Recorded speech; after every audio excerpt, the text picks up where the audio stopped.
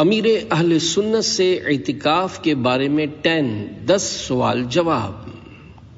الحمدللہ رب العالمین والصلاة والسلام علی خاتم النبیین، اما بعد فاعوذ باللہ من الشیطان الرجیم، بسم اللہ الرحمن الرحیم۔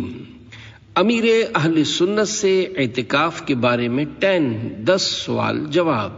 دعائے خلیفہ اتار۔ یا رب المصطفیٰ، جو کوئی 17 صفحات کا رسالہ امیر اہل سنت سے اعتکاف کے بارے میں 10 سوال جواب پڑھ یا سن لے، اسے سنت کے مطابق اعتکاف کرنے کی توفیق عطا فرما اور اس کی بے حساب مغفرت فرما، آمین بجاہ خاتم النبیین صلی اللہ علیہ وآلہ وسلم۔ درود شریف کی فضیلت۔ فرمان آخری نبی صلی اللہ علیہ وآلہ وسلم، اکثر الصلاۃ علی یوم الجمعۃ فإنہ مشہود تشہدہ الملائکۃ وإن احدا لن یصلی علی الا عرضت علی صلاتہ حتی یفرغ منہا، یعنی جمعہ کے دن مجھ پر کثرت سے درود بھیجا کرو، کیونکہ یہ یوم مشہود یعنی میری بارگاہ میں فرشتوں کی خصوصی حاضری کا دن ہے۔ اس دن فرشتے خصوصی طور پر کثرت سے میری بارگاہ میں حاضر ہوتے ہیں۔ جو کوئی شخص مجھ پر درود بھیجتا ہے تو اس کے فارغ ہونے تک اس کا درود میرے سامنے پیش کر دیا جاتا ہے۔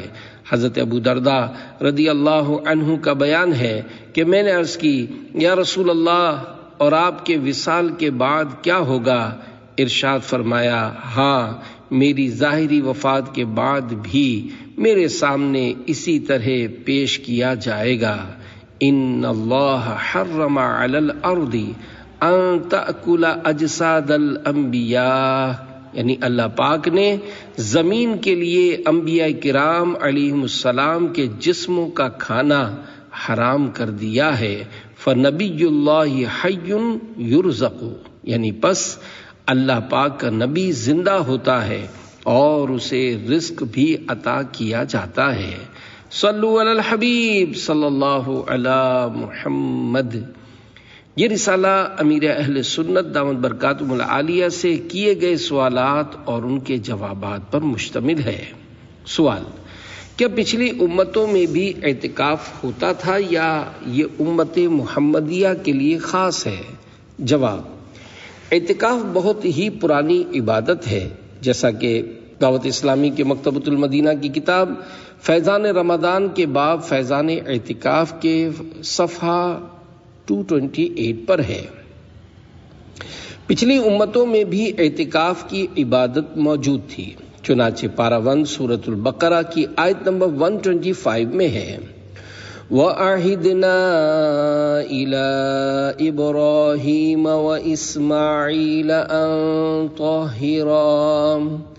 أَن طَهِّرَا بَيْتِيَ لِلطَّائِفِينَ وَالْعَاكِفِينَ وَالرُّكَّعِ السُّجُودِ۔ ترجمہ کنز ایمان۔ اور ہم نے تاکید فرمائی ابراہیم و اسماعیل کو کہ میرا گھر خوب ستھرا کرو، طواف والوں اور اعتکاف والوں اور رکوع و سجود والوں کے لیے۔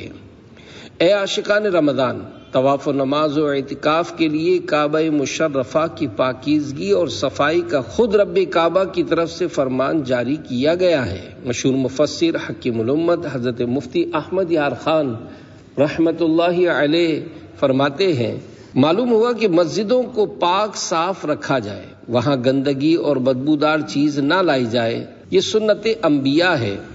یہ بھی معلوم ہوا کہ اعتکاف عبادت ہے اور پچھلی امتوں کی نمازوں میں رکوع اور سجود دونوں تھے۔ یہ بھی معلوم ہوا کہ مسجدوں کا متولی منتظم ہونا چاہیے اور متولی صالح یعنی پرہیزگار انسان ہو۔ مزید آگے فرماتے ہیں، طواف و نماز و اعتکاف بڑی پرانی عبادتیں ہیں جو زمانہ ابراہیمی میں بھی تھیں۔ سوال: رمضان مبارک میں بہت سے لوگ مساجد میں افطاری کرتے ہیں، ان کے لیے اعتکاف کی نیت سے متعلق مدنی پھول ارشاد فرما دیجئے۔ جواب: مسجد میں کھانے پینے کے لیے اعتکاف کی نیت نہ کریں بلکہ ثواب کے لیے نیت کریں، اور یہ نیت فقط رمضان مبارک میں ہی نہیں بلکہ سارا سال جب بھی مسجد میں آئیں، بھلے 1 سیکنڈ کے لیے بھی، تو اعتکاف کی نیت کر لیں۔ نیت کے الفاظ یہ ہیں: نویت سنت الاعتکاف، یعنی میں نے سنت اعتکاف کی نیت کی۔ یاد رہے کہ یہ نیت عربی الفاظ میں کرنا ہی شرط نہیں ہے، بلکہ عربی الفاظ سے نیت اسی وقت ہوگی جب دل میں نیت موجود ہو اور عربی کے معنی بھی پتہ ہو۔ فقط رٹا رٹایا کہہ دیا اور اعتکاف کی نیت کی طرف توجہ ہی نہیں ہے تو یہ نیت نہیں مانی جائے گی۔ اردو بلکہ کسی بھی زبان میں نیت کر سکتے ہیں، مثلا میں نے سنت اعتکاف کی نیت کی۔ یاد رہے مسجد میں کھانا پینا سونا جائز نہیں ہے، البتہ اگر اعتکاف کی نیت کر لی تو اب ضمناً مسجد میں کھانا پینا سونا، افطار، آب زمزم پینا، نیاز کھانا وغیرہ سب جائز ہو جائے گا۔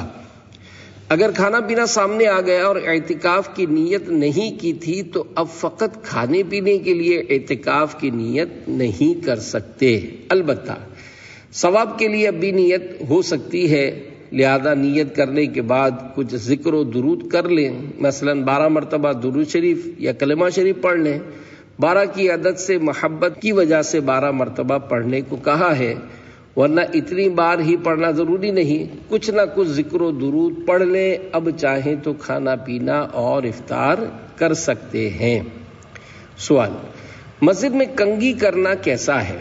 جواب: مسجد میں کنگھی کرنے سے بچنا ہوگا، کیونکہ اس سے مسجد میں بال جھڑیں گے۔ البتہ اگر کوئی احتیاط سے کنگھی کرتا ہے، مثلا چادر بچھا کر کرتا ہے تاکہ بال گریں تو چادر پر گریں، تو اس طرح کنگھی کرنا جائز ہے۔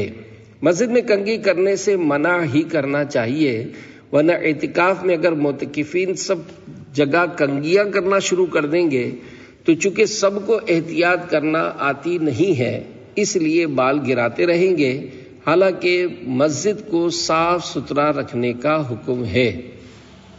سوال: جو اسلامی بھائی اعتکاف کرنے کے بعد دینی ماحول سے دور ہو جاتے ہیں، انہیں دوبارہ دینی ماحول میں کیسے لایا جائے؟ جواب: اعتکاف کرنے کے بعد سارے معتکفین دینی ماحول سے دور ہو جاتے ہوں، ایسی بات نہیں۔ اگر ایسا ہوتا تو آج ہمیں یہ بہاریں نظر نہ آتی۔ دعوت اسلامی کے دینی ماحول سے وابستہ اسلامی بھائیوں کی کثیر تعداد اعتکاف کی وجہ سے ہی دینی ماحول میں آئی ہے۔ دعوت اسلامی کے مفتی فضیل رضا دامت برکاتہم العالیہ کے دعوت اسلامی سے وابستہ ہونے کا سبب بھی اعتکاف ہی بنا۔ انہوں نے دینی ماحول سے وابستہ ہونے کا واقعہ خود بتایا تھا کہ یہ پہلے مدرسۃ المدینہ برائے بالغان میں پڑھنے آتے تھے، پھر انہوں نے دعوت اسلامی کے عالمی مدنی مرکز فیضان مدینہ باب المدینہ کراچی میں ہونے والے اجتماعی اعتکاف میں شرکت کی۔ اس اعتکاف کی برکت سے ان پر ایسا رنگ چڑھا کہ انہوں نے درس نظامی یعنی عالم کورس شروع کر دیا، اور آج الحمدللہ دعوت اسلامی کے قابل فخر مفتی ہیں، بلکہ مفتی اسلام بن چکے ہیں۔ اسی طرح دعوت اسلامی کے کئی مبلغین اور ذمہ داران ہوں گے جنہوں نے اعتکاف کی وجہ سے دینی ماحول کو اپنایا ہوگا۔ ممکن ہے کہ کئی اراکین شورا بھی ایسے ہوں جو اعتکاف کی برکت سے دعوت اسلامی کے دینی ماحول سے وابستہ ہوئے ہوں۔ نگران شورا حاجی ابو حامد محمد عمران بھی اعتکاف ہی کی وجہ سے دینی ماحول میں آئے تھے۔ اعتکاف کرنے سے پہلے انہوں نے دینی ماحول میں آنا جانا شروع کر دیا تھا، جس کی وجہ سے ان پر کچھ نہ کچھ اثر ہوا۔ پھر جب انہوں نے اعتکاف کیا تو ان کی دنیا ہی بدل کر رہ گئی۔ یہ اپنے اس اعتکاف کا ماحول خود بیان کرتے ہیں کہ جب میں اعتکاف میں بیٹھا تو میرے دوست مجھ سے ملنے آتے تھے، کیونکہ میں خود بھی مذاق مسخری کا عادی تھا، تو وہ مجھے بولتے کہ یہ سارے ڈرامے چھوڑ، کیا تو مولانا لوگوں کو تنگ کرنے کے لیے بیٹھ گیا ہے؟ مگر میں بالکل سنجیدہ ہو گیا اور ان سے ایسا کوئی مذاق نہ کیا۔ پھر نگران شورا پر اعتکاف کا ایسا رنگ چڑھا کہ آج وہی عمران نگران شورا بن کر لوگوں کے سامنے موجود ہے، اور دنیا کی بہت بڑی تعداد ان کی عقیدت مند ہے۔ اکثریت ان کے بیان سے مطمئن ہوتی ہے، نیز ان کا بیان سننے والے اپنے اندر تبدیلی محسوس کرتے ہیں۔ یقیناً یہ ساری بہر اعتکاف کی وجہ سے ہی ہیں۔ اس کے باوجود اگر کوئی شخص اعتکاف کرنے کے بعد بھی نیکیوں کی راہ پر نہیں آتا اور اس کے اندر کسی قسم کی تبدیلی نہیں ہوتی تو یہ اس کا اپنا نصیب ہے۔ حضرت وہب بن منبہ رحمۃ اللہ علیہ تابعی بزرگ ہیں، ان کے فرمان کا خلاصہ ہے، بعض لوگ علم دین حاصل کرتے ہیں، اس کے باوجود سدھرتے نہیں، بلکہ ان میں خوب بگاڑ ہوتا ہے جو فساد کا باعث بنتا ہے۔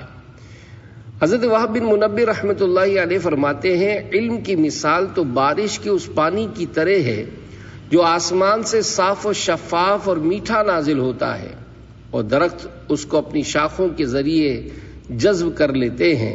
اب اگر درخت کڑوا ہوتا ہے تو بارش کا پانی اس کی کرواہٹ میں اضافہ کرتا ہے، اور اگر وہ درخت میٹھا ہوتا ہے تو اس کی مٹھاس میں اضافہ کرتا ہے۔ بس یوں ہی علم بذات خود تو فائدے کا باعث ہے، مگر جب خواہشات نفس میں گرفتار انسان اسے حاصل کرتا ہے تو یہ علم اس کے تکبر میں مبتلا ہونے کا سبب بن جاتا ہے، اور جب شریف النفس انسان کو یہ علم حاصل ہوتا ہے تو یہ اس کی شرافت، عبادت، خوف و خشیت اور پرہیزگاری میں اضافہ کرتا ہے۔ یعنی اگر کسی کے دل میں فساد کا بیج موجود ہو تو علم دین حاصل کرنے کے باوجود اس کے دل سے فساد ہی پیدا ہوگا کہ وہ بیج دن بدن پرورش پاتا رہے گا، بالآخر تراور درخت بن کر فساد برپا کرے گا، کیونکہ پھل ہمیشہ بیج کی مثل ہی حاصل ہوتا ہے، جیسا بیج بویا جائے گا ویسا ہی پھل ملے گا۔ اگر گیہوں یعنی گندم بوئیں گے تو گیہوں ملیں گے، جو بوئیں گے تو جو ملیں گے، اور چاول بوئیں گے تو چاول ملیں گے۔ اسی طرح بعض لوگوں کے دلوں میں بدبختی اور شرارت کا بیج ہوتا ہے۔ یہ لوگ علم دین حاصل کر بھی لیں تو اس بیج کی جڑیں ان کے دل میں مضبوط ہو چکی ہوتی ہیں، یوں وہ لوگ فساد پیدا کرنے کا سبب بنتے ہیں۔ نیز جس خوش نصیب کے دل میں شرافت اور سعادت مندی کا بیج ہوتا ہے، پھر وہ اس بیج کے علم دین کے ذریعے خوب آبیاری کرتا ہے اور اس میں مزید نکھار پیدا کرنے کی کوشش کرتا ہے، تو وہ شخص ایک نیک انسان اور عالم با عمل بن کر معاشرے میں ابھرتا ہے۔ اپنے وقت کی قدر کیجیے۔ ایسے کئی لوگ عالمی مدنی مرکز فیضان مدینہ کراچی میں اعتکاف کے لیے آتے ہیں جن کا اپنی اصلاح کے حوالے سے کوئی ذہن نہیں ہوتا، تو وہ اپنے دوستوں کے ساتھ گروپ بنا کر فضول باتوں میں مشغول ہوتے ہیں۔ اگر کوئی دوست باہر سے کباب سموسے لے آئے تو وہ کھانے میں اپنا وقت برباد کر رہے ہوتے ہیں۔ بعض تو مدنی مذاکرے تک میں شرکت نہیں کرتے، حالانکہ مدنی مذاکرہ اعتکاف میں سب سے اہم سلسلہ ہوتا ہے۔ ان کے کانوں تک مدنی مذاکرے کی آواز ضرور پہنچتی ہے مگر دل میں نہیں اترتی، کیونکہ یہ سننے کے لیے بیٹھے ہی نہیں ہوتے، تو اس کی برکتوں سے بھی محروم ہو جاتے ہیں۔ ہاں، جو لوگ مسجد کے اندر بیٹھ کر توجہ سے مدنی مذاکرہ سننے کی سعادت حاصل کرتے ہیں تو یقیناً ان کے دل پر بھی اثر ہوتا ہے اور وہ ڈھیروں برکتیں اپنے دامن میں سمیٹ لیتے ہیں۔ لہذا معتکفین کو چاہیے کہ وہ اپنے وقت کی قدر کرتے ہوئے اسے فضولیات میں ضائع کرنے کے بجائے علم دین حاصل کرنے کی کوشش کریں۔ سارا سال رمضان مبارک کا انتظار۔ رمضان مبارک کی آمد میں ابھی کچھ ماہ باقی ہیں، لہذا جس سے ہو سکے وہ نیت کر لے کہ انشاءاللہ عالمی مدنی مرکز فیضان مدینہ کراچی میں پورے ماہ رمضان کا اعتکاف کروں گا۔ عالمی مدنی مرکز فیضان مدینہ میں اعتکاف کا نہایت خوبصورت ماحول ہوتا ہے، لہذا حتی الامکان فیضان مدینہ میں ہی اعتکاف کرنے کی کوشش کیجیے، ورنہ اپنے اپنے شہروں اور ملکوں میں جہاں دعوت اسلامی کے تحت اعتکاف کروایا جاتا ہے وہاں اعتکاف کرنے کی ترکیب بنائیے۔ انشاءاللہ بے شمار فوائد و برکات نصیب ہوں گے۔ اگر ایک ماہ کا اعتکاف کرنا ممکن نہ ہو تو 10 دن کے اعتکاف کی ترکیب کیجیے، اور اگر یہ بھی نہ ہو سکے تو اعتکاف میں آنا جانا ہی کر لیجیے۔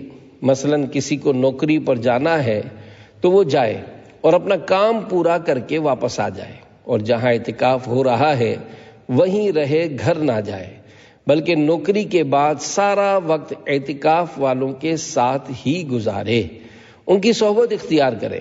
ایسا کرنے سے بھی کافی کچھ حاصل ہو جائے گا۔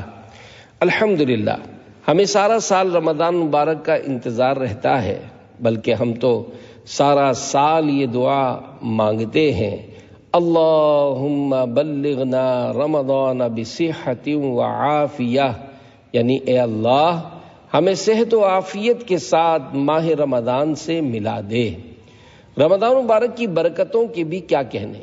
رمضان مبارک کا چاند نظر آتا ہے تو دل پر ایک عجیب کیفیت طاری ہو جاتی ہے، اور جیسے ہی عید کا چاند نظر آتا ہے دل غم میں ڈوب جاتا ہے۔ کیا ہے افسوس، رمضان کا بابرکت اور نہایت عظمت و شان والا مہینہ ہم سے رخصت ہو گیا، وہ سب کچھ چلا گیا جو رمضان کی وجہ سے ہمیں نصیب ہوا تھا۔ اللہ پاک ہمیں صحت و عافیت کے ساتھ بار بار رمضان مبارک کا مہینہ نصیب فرمائے، آمین بجاہ خاتم النبیین صلی اللہ علیہ وآلہ وسلم۔ معمر اسلامی بھائی اور مدنی مرکز میں اعتکاف۔ پیارے پیارے اسلامی بھائیوں، پورے ماہ رمضان کا اعتکاف کرنے کی نیت فرما لیجئے، چاہے آپ نے گزشتہ برسوں میں 1 ماہ کا اعتکاف کیا ہو یا نہ کیا ہو، اور نیت کرتے ہی اس کی تیاری بھی شروع کر دیجئے۔ اگر نیت سچی ہو تو نیت کرتے ہی اس کا ثواب ملنا شروع ہو جائے گا۔ بعض خوش نصیب تو اعتکاف کے ایسے شہدائی ہوتے ہیں کہ طرح طرح کی آزمائشوں کے باوجود وہ اعتکاف کرنے سے پیچھے نہیں ہٹتے۔ خصوصاً ہمارے معمر یعنی بوڑھے اسلامی بھائی سال ہا سال سے اعتکاف کر رہے ہیں، انہیں منع بھی کیا جائے تو نہیں مانتے، اور کسی حال میں اپنے گھر جانے کے لیے تیار نہیں ہوتے۔ کیونکہ اجتماعی اعتکاف میں بہت رش ہوتا ہے تو معذور اسلامی بھائی اور ہمارے معمر بزرگ سخت آزمائش میں آ جاتے ہیں۔ ان کو استنجا وضو کے معاملات میں کافی پریشانی ہو جاتی ہے۔ اسی وجہ سے اب ہم نے یہ اصول بنا دیا ہے کہ عالمی مدنی مرکز فیضان مدینہ کراچی میں 50 سال سے زائد عمر کے اسلامی بھائیوں کو اعتکاف میں نہ بٹھایا جائے۔ البتہ فیضان مدینہ میں بعض ایسے معمر اسلامی بھائی بھی ہیں جن کی عمر 70 برس ہو چکی ہے، لیکن یہ کافی عرصے سے فیضان مدینہ میں ہی اعتکاف کر رہے ہیں، لہذا صرف ان اسلامی بھائیوں کو فیضان مدینہ میں اعتکاف کی اجازت ہے، کیونکہ عرصہ دراز سے فیضان مدینہ میں اعتکاف کرنے کی وجہ سے ان اسلامی بھائیوں کو کافی تجربہ ہو چکا ہے، انہیں مدنی مرکز کے اصولوں اور جدول وغیرہ کا علم ہوتا ہے۔ اس وجہ سے امید ہے کہ یہ دیگر اسلامی بھائیوں کی تکلیف کا سبب نہیں بنیں گے۔ نئے آنے والے معمر اسلامی بھائی جن کی عمر 50 برس سے زائد ہو، انہیں فیضان مدینہ میں اعتکاف کرنے کی اجازت نہیں، کیونکہ انہیں فیضان مدینہ میں اعتکاف کا تجربہ نہیں ہوگا، کیونکہ پہلے ہی عمر رسیدہ ہونے کی وجہ سے جسم کافی کمزور ہو چکا ہوگا، پھر اعتکاف کے جدول کی وجہ سے مزید کمزوری ہو جائے گی۔ اگر یہ بیمار ہو گئے تو انہیں سنبھالنا مشکل ہوگا، نیز استنجا خانوں اور وضو خانوں پر شدید بھیڑ ہونے کی وجہ سے بھی یہ پریشان ہو جائیں گے، لہذا ایسے معمر اسلامی بھائی عالمی مدنی مرکز فیضان مدینہ میں اعتکاف کرنے کے لیے تشریف نہ لائیں۔ سوال: کیا اسلامی بہنیں اجتماعی اعتکاف کر سکتی ہیں؟ جواب: جی نہیں، اسلامی بہنیں اجتماعی اعتکاف نہیں کر سکتی، کیونکہ عورت کے لیے مسجد بیت یعنی گھر کا وہ حصہ جو اس نے نماز پڑھنے کے لیے مخصوص کیا ہو، اسی میں اعتکاف کرنے کی اجازت ہے، لہذا اگر کسی اسلامی بہن کو اعتکاف کرنا ہو تو وہ صرف مسجد بیت ہی میں کرے۔ اگر گھر میں کوئی جگہ نماز پڑھنے کے لیے مخصوص نہ ہو تو اعتکاف سے پہلے کوئی جگہ جیسے گھر کا کوئی کمرہ یا حصہ مخصوص کر لے کہ وہ اسی جگہ نماز پڑھے گی، پھر وہیں اعتکاف بھی کر لے۔ سوال: میں اعتکاف کرنا چاہتا ہوں، مجھے یہ بتائیے کہ دعوت اسلامی کے تحت ہونے والے 1 ماہ کے اعتکاف میں کوئی کورس بھی کروایا جاتا ہے؟ جواب: ایک ماہ کے اجتماعی اعتکاف میں صرف کورس نہیں ہوتا بلکہ کورسز ہوتے ہیں اور بہت کچھ سیکھنے کو ملتا ہے۔ البتہ اجتماعی اعتکاف کے دوران کوئی پراپر کورس نہیں کروایا جاتا، لیکن مجموعی طور پر بہت کچھ سیکھنے کو ملتا ہے۔ روزانہ 2 مدنی مذاکرے ہوتے ہیں جو ایک عرصے سے ہوتے آ رہے ہیں۔ صحت نے ساتھ دیا تو انشاءاللہ اس بار بھی 2 مدنی مذاکرے ہوں گے۔ اس کے علاوہ نماز سکھائی جاتی ہے، دعائیں وغیرہ یاد کروائی جاتی ہیں اور بھی بہت کچھ سیکھنے کو ملتا ہے۔ لہذا 1 ماہ کا اعتکاف کرنے کی سعادت ضرور حاصل کیجیے۔ سوال: ملتان اور اس کے اطراف کے شہروں کے ذمہ داران نے نیت کی ہے کہ انشاءاللہ رمضان شریف میں اجتماعی اعتکاف کے لیے ایک ٹرین لے کر آئیں گے۔ آپ مناسب خیال فرمائیں تو معیار بیان فرما دیجئے کہ کس طرح کے اسلامی بھائیوں کو اعتکاف کے لیے لایا جائے۔ جواب: اجتماعی اعتکاف کے لیے سلجھے ہوئے اسلامی بھائیوں کو لانا چاہیے، یہ نہیں کہ ٹرین لانے کا کہہ دیا تو کسی کو بھی لے کر آ جائیں اور ادھر ادھر سے پیسے جمع کر کے 80-80 سال کے بوڑھے حضرات بھر لیں۔ کوئی بیچارہ فالج کا مریض ہے تو کسی کی حالت ایسی ہے جو بات ہی نہیں سمجھ سکتا اور تربیتی حلقوں کے بیچ میں سو جائے، غصہ کرے، اسلامی بھائیوں کو جھاڑے، استنجا خانوں میں بھیڑ ہو تو وہاں لڑائی شروع کر دے، یا بیچارہ بیمار ہو جائے اور اسپتال کا بستر سنبھال لے۔ ایسوں کو تکلیف نہ دی جائے کہ ان کے کچھ نہ کچھ مسائل ضرور ہوتے ہیں۔ اجتماعی اعتکاف میں شرکت کرنے والوں کی عمر 50 سال سے زیادہ نہ ہو، اس سے کم ہی ہونی چاہیے۔ ایسے اسلامی بھائیوں کو ترجیح دی جائے جن کی عمر 50 سال سے کم ہو اور انہیں کوئی بیماری بھی نہ ہو۔ بعض اسلامی بھائی کینسر کے مریضوں کو لے آتے ہیں۔ اگر کسی کو گلے کا کینسر ہے، ہمیں 112% اس سے ہمدردی ہے، مگر یہ جب معتکفین کے ساتھ کھانے کے لیے بیٹھے گا تو سب کھا رہے ہوں گے اور یہ شکل دیکھ رہا ہوگا۔ اس طرح دوسرے معتکفین کس طرح کھائیں گے؟ ان کو اس پر ترس آئے گا اور ان کا کھانا دشوار ہو جائے گا۔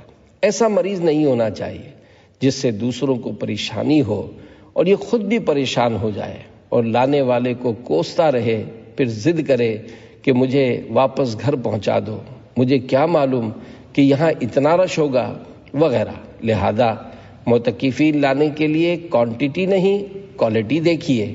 بعض اوقات کینسر کا ایسا مریض لے آتے ہیں جس کے زخم سے بدبو آ رہی ہوتی ہے، جبکہ شرعی مسئلہ یہ ہے کہ جس کے زخم، منہ یا کپڑوں سے بدبو آ رہی ہو اسے مسجد میں داخل ہونا ممنوع ہے۔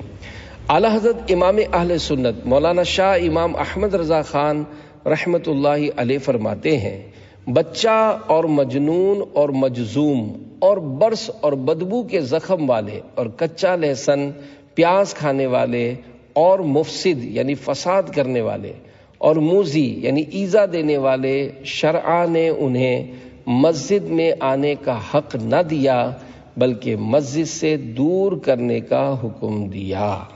مساجد میں ناسمجھ بچوں کو نہ لائیں۔ یہ بھی ذہن میں رکھیے کہ رمضان مبارک میں ملاقات کی ترکیب نہیں ہو پاتی کیونکہ رات چھوٹی ہوتی ہے۔ مدنی مذاکرہ بھی نماز تراویح کے بعد شروع ہوتا ہے، پھر سحری کا وقفہ بھی کرنا ہوتا ہے۔ بعض اسلامی بھائی بچوں کو لے آتے ہیں اور ملاقات کے لیے ضد کرتے ہیں کہ ملاقات کر لو۔ آدمی بچوں پر رحم کھا کر ملاقات کر بھی لے تو یہ ڈنکا بجا دیں گے کہ ہمارے بچوں کی ملاقات ہو گئی، تو اگلے دن 10 بچے اور آ جائیں گے۔ پھر یہی بچے مسجد میں شور و غل کرتے، ایک دوسرے کے پیچھے دوڑتے اور کبڈی کھیلنا شروع کر دیتے ہیں۔ والد نماز تراویح پڑھ رہا ہوتا ہے اور بچہ پیچھے شور کر رہا ہوتا ہے۔ بچوں کے حوالے سے یہ مسئلہ یاد رکھیے کہ ایسا بچہ جس کے بارے میں غالب گمان ہو کہ یہ پیشاب کر دے گا اسے مسجد میں لانا جائز نہیں، اور ایسا بچہ جس کے بارے میں غالب گمان ہو کہ یہ بتا دے گا تو اسے مسجد میں لانا مکروہ تنزیہی یعنی ناپسندیدہ ہے۔ اگر ایسا بچہ ہے جو مسجد میں شور مچائے گا، ادھر ادھر بھاگے گا، مسجد کا احترام پامال کرے گا، نیز نمازیوں کی تکلیف کا باعث بنے گا، بھلے 10 سال کا ہی کیوں نہ ہو، باپ کو اس کے بارے میں علم ہو کہ یہ ایسا کرے گا تو اسے مسجد میں لانا گناہ ہوگا۔ اعلیٰ حضرت امام اہل سنت مولانا شاہ امام احمد رضا خان رحمۃ اللہ علیہ فرماتے ہیں، اگر بچوں سے نجاست کا ظن غالب ہو تو انہیں مسجد میں آنے دینا حرام، اور حالت محتمل و مشکوک ہو تو مکروہ۔ اگر بچے بلکہ بوڑھے بھی بے تمیز نامہذب ہوں، غل مچائیں، بے حرمتی کریں، مسجد میں نہ آنے دیے جائیں۔ ایسے بچے عموماً ان مساجد میں ہوتے ہیں جو آبادی والے علاقوں میں بنی ہوتی ہیں۔ کئی اسلامی بھائیوں کو اس کا تجربہ ہوگا کہ یہ کس قدر ہلہ گلا کرتے ہیں۔ بچوں کو اعتکاف میں لانے کے نقصانات۔ بعض بچے 8-9 سال کے ہوتے ہیں اور سمجھدار بھی ہوتے ہیں۔ اکیلے ہوں گے تو شرافت سے بیٹھیں گے اور نماز وغیرہ بھی پڑھیں گے، لیکن جہاں یہ 1 سے 2 ہوئے ساری مسجد سر پر اٹھا لیں گے۔ لہذا اگر کوئی کہے کہ میرا بچہ شریف ہے، کچھ نہیں کرے گا، اور دوسرا شخص بھی یہی سوچ کر اپنے بچے کو مسجد میں لے آئے، تو یہ دونوں شریف مل کر شرافت کی دھجیاں بکھیر دیں گے۔ بہت سوں کو اس کا تجربہ بھی ہوگا۔ بہتر یہی ہے کہ بچوں کو اپنے ساتھ نہ لایا جائے۔ اگر کوئی بچہ اس طرح کرے تو اسے روکنا واجب ہے۔ اس کے علاوہ اور بھی کافی پریشانیوں کا سامنا کرنا پڑے گا۔ مثلا مدنی مذاکرے میں کوئی ایسا موضوع چل رہا ہو جسے سننے میں بھی مزہ آ رہا ہے، اور اچانک بچہ بولے کہ ابو بھوک لگ رہی ہے یا پانی پینا ہے، پھر اس وقت پانی پلانے جائیں گے تو جو بیان ہو رہا تھا اس سے بچے کا والد تو محروم ہوگا ہی، ساتھ ساتھ 2-4 لوگ اور بھی اس کی وجہ سے پریشان ہوں گے۔ پھر بچہ کہے گا ابو مجھے پیشاب آ رہا ہے، تو اسے لے کر جانا پڑے گا، نہیں لے کر گئے تو وہ وہیں کر دے گا۔ بچے اس طرح کی گڑبڑ کر دیتے ہیں۔ کبھی کہے گا نیند آ رہی ہے، کیونکہ سمجھ نہیں آتا تو پھر نیند آتی ہے۔ اب ان کو سلانے کا مسئلہ ہوتا ہے، نہ یہ خود سنتے سمجھتے ہیں، نہ والد کو سننے سمجھنے دیتے ہیں۔ لہذا مہربانی کر کے بچوں کو اپنے ساتھ نہ لائیں۔ اور یہ مدنی التجا صرف ماہ رمضان کے لیے ہی نہیں بلکہ پورے سال کے لیے ذہن نشین کر لیجئے۔ کوانٹٹی کے بجائے کوالٹی پر نظر رکھیے۔ چاہے پوری ٹرین کے بجائے چند بوگیاں ہی لانا پڑے یا صرف ایک بس ہی لا سکے، مگر جن اسلامی بھائیوں کو لایا جائے وہ سلجھے ہوئے اور خوف خدا والے ہوں کہ ان کو دیکھ کر اللہ یاد آ جائے، نہ کہ ایسے ہوں کہ کوئی باہر کا بندہ آ کر دیکھے تو بدظن ہو کر چلا جائے اور کہے کہ ہم نے تو بڑی تعریف سنی تھی، جبکہ یہاں تو تکار اور لڑائی جھگڑے ہو رہے ہیں۔ سوال: کتنی عمر کے اسلامی بھائیوں کو اعتکاف میں بٹھایا جائے؟ یہ سوال شعبہ امیر اہل سنت کا قائم کردہ ہے، اور جواب امیر اہل سنت دامت برکاتہم عالیہ کا عنایت کیا ہوا ہے۔ جواب: جہاں جہاں اجتماعی سنت اعتکاف یا پورے مہینے کے اعتکاف کی ترکیب ہو، وہاں اور بالخصوص عالمی مدنی مرکز فیضان مدینہ کے لیے اس بات کا خیال رکھا جائے کہ معتکف 20 سال سے چھوٹا اور 50 سال سے بڑا نہ ہو، کیونکہ بڑی عمر کے بزرگ سنبھالے نہیں جائیں گے، اور انہیں جب دوران مدنی حلقہ اور مدنی مذاکرہ نیند آئے گی تو یہ ٹانگیں پھیلا کر بالکل بیچ میں سو جائیں گے، اور پھر انہیں کوئی روک بھی نہیں پائے گا۔ اس لیے اگر بوڑھوں کو کچھ کہا جائے تو انہیں غصہ بھی جلدی آ جاتا ہے۔ بوڑھے بیچارے معذور اور بیمار ہوتے ہیں، اور ان کا حافظہ، ہاضمہ اور ہر عضو کمزور ہو جاتا ہے۔ صرف زبان طاقتور ہوتی ہے، جس سے اسٹیٹ فائر ہوتے ہیں۔ تو یوں بعض اوقات بوڑھے خود بھی تکلیف اٹھاتے ہیں اور دوسروں کے لیے بھی تکلیف کا باعث بن جاتے ہیں۔ اس لیے معذوروں اور بوڑھوں کو اعتکاف میں نہ لایا جائے۔ میٹرک کے طلبہ اور جامعۃ المدینہ اور عاشقان رسول کے مدارس کے طلبہ کرام اپنا کارڈ دکھا کر اعتکاف کر سکتے ہیں، اور اگر ان میں کوئی 20 سال سے کم عمر کا بھی ہو تو اسے بھی شاید اعتکاف میں بیٹھنے کی رعایت ہے۔ اور یہ سب اس لیے ہے تاکہ طلبہ چھٹیوں میں ادھر ادھر خوار ہونے کے بجائے اللہ پاک کے گھر میں بیٹھ جائیں اور دین سیکھ لیں کہ اس سے ان کو فائدہ ہوگا۔ سوال: جو اجتماعی اعتکاف میں سیکھنے سکھانے کے مدنی حلقوں میں شرکت نہیں کرتے، وہ اعتکاف میں بیٹھنا چاہیں تو کیا کیا جائے؟ یہ سوال شبہ امیر اہل سنت کا قائم کردہ ہے اور جواب امیر اہل سنت دامت برکاتہم العالیہ کا عنایت کیا ہوا ہے۔ جواب: ہماری مجالس اور ذمہ داران اسلامی بھائی اعتکاف کے لیے ایسے افراد کے کارڈ ہرگز نہ بنائیں۔